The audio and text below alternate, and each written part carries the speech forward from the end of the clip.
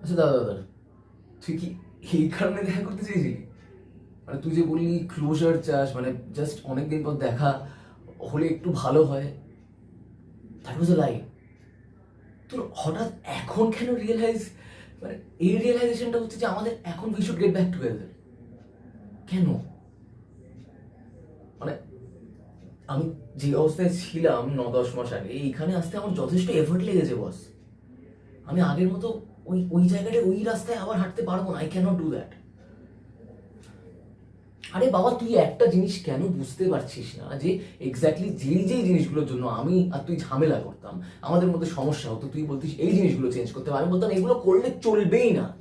Exactly এই জিনিসগুলোর জন্য অন্য একটা মানুষ আমাকে আর তোকে অ্যাডমায়ার করবে, ওই সম্পর্কগুলো টিকবে, আরো বেটার থাকবে, আরো বেটার ভাবে টিকবে ওগুলো।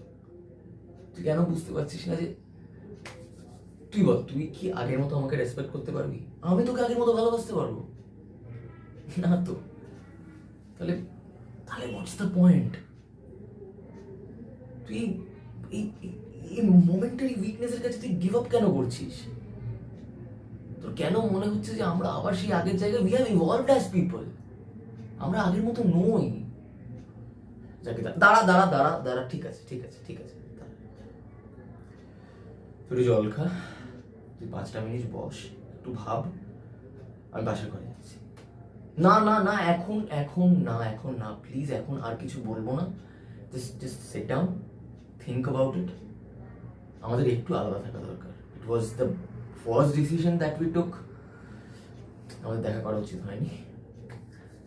সিট ডাউন, বস, আমি আসছি।